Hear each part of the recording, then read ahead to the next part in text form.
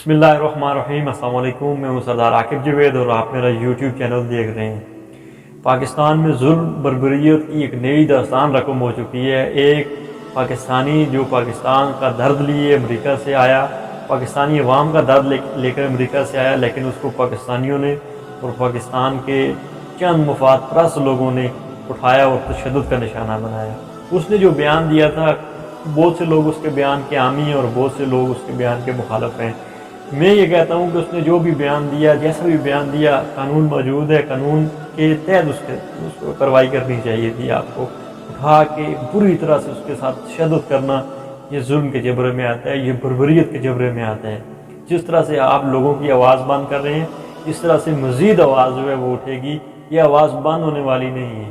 آپ نے صحافیوں کو اٹھایا، صحافیوں کو تشدد کا نشانہ بنایا۔ عمران ریاض جیسے صحافیوں کو آپ نے اٹھا کے مارا۔ ایک صحافی جو ارشد شریف تھا، جن لوگوں نے پاکستان کے لیے اپنی خون کی نذرانے دیے، اپنا خون تک دیا، آپ نے ان کو غدار ڈکلیئر کیا اور مجبوراً وہ اس ملک کو چھوڑ کے چلے گئے۔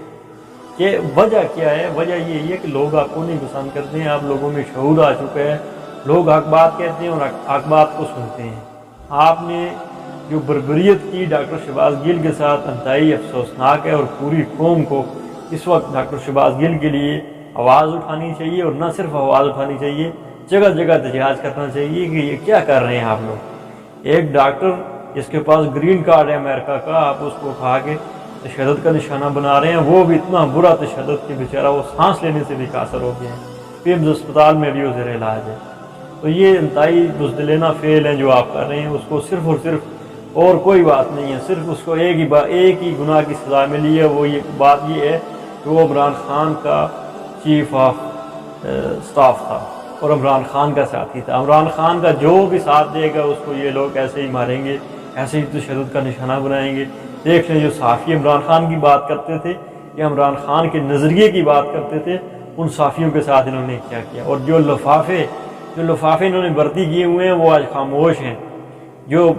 جو کرائے کے ٹٹو، جن کو چند پیسے دے دو تو وہ ادھر کی بات ادھر کی بات ادھر کرتے ہیں، وہ آج بالکل خاموش ہیں۔ آج ان کو نہ مہنگائی نظر آ رہی ہے، نہ ان کو ملک میں لا اینڈ جو بنی ہوئی ہے صورتحال ملک میں امن و امان کی، اس کے اوپر کوئی بھی بات کرنے کے لیے تیار نہیں۔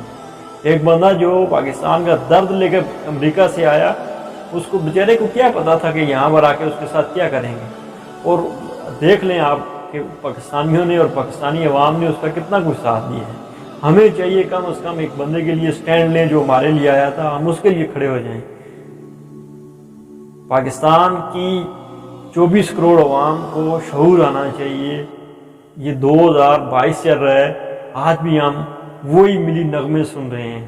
ان ملی نغموں سے ہمیں کم از کم نکلنا چاہیے جو ہمیں پچھلے 75 سالوں سے یہ سناتے آ رہے ہیں، کیونکہ اب ملی نغموں کا دور ختم ہو چکا ہے۔ عملی کام کرنے ہوں گے، عملی کاموں سے ہمیں کچھ کر کے دکھائیں۔ بہت شکریہ تمام دوستوں کا اور تمام بھائیوں کا۔